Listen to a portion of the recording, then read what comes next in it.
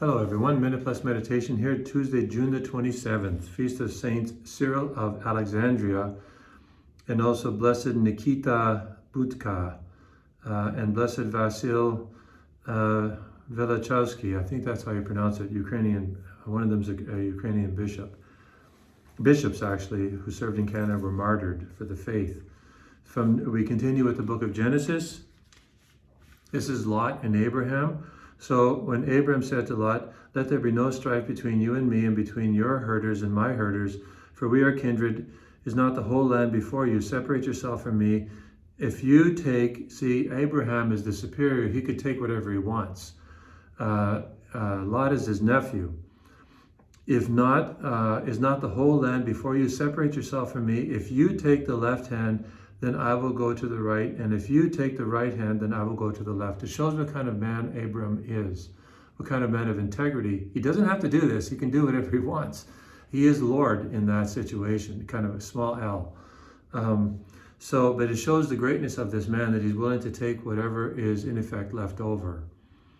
Now, Lot chooses what appears to be more beautiful, and what is going to be good for him, rather than saying to this magnificent individual who is his uncle, "I will take. You take what You're the elder. You take what is good."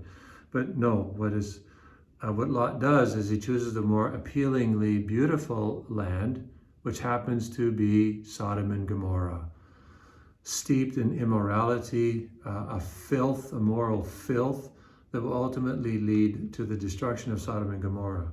Now, maybe God uses these kind of things to bring about. Lot does show his moral, in some ways, his moral worth, although there are episodes where it's like, why did you do that? I don't understand why he did that. But the point is, number one, Abram is a great man. He allows his younger nephew to choose the better portion. This takes a real magnanimity, a real largeness of heart that many people don't have, but it's a good thing to try and imitate or be aware of. And number two, when we're given that opportunity, don't be so quick to choose what appears to be beautiful on the outside, but look to see what is on the inside, what is really going on here. Maybe that's why many marriages fail, or friendships fail, or jobs fail, because it looks on the surface like it's all wonderful, but we're not willing to go below the surface. So we want to, be willing to go below the surface and not always act on our sensual impulses. Over to the Gospel of Matthew, continue with the Sermon on the Mount. Jesus said to his disciples, "Do not give to what is holy to dogs, and do not throw your pearls before swine, or they may trample them underfoot and turn and maul you." So we're called here to basically be careful, what we do, obviously, with holy things. What is holy before dogs? Jesus is not saying, don't go out to the outer districts or to the outer rim and preach the gospel, but he's saying, be careful how you do this.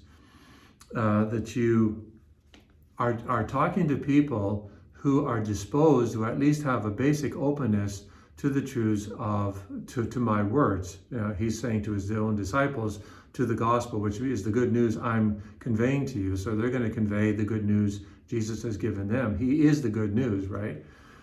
And there are some people, like, remember, Jesus before Herod responded with the scorn of silence. So that's a good example. Jesus himself, when Herod wanted Jesus to perform some miracle, this immoral, narcissistic, nihilistic individual, total irreverence, Jesus wouldn't even respond to him. Jesus responded to Pilate. He'll respond to people who are sinners, but not to these kinds of people. And that's the kind of thing that Jesus is telling us to perk up and be aware of. Some people are not open to the truth, and don't get into a debate with them. You may have to go and pray for them, offer mortification for their conversion, but don't begin discussing with them, because they're not ready, and they may never be ready. But continue to give example through your integrity of life and so on. So it may be hard, but remember Jesus before Herod. Not that we consider everybody a Herod who's living a bad life, but at least be cognizant of the fact that some people are not interested in hearing the truth. God bless you.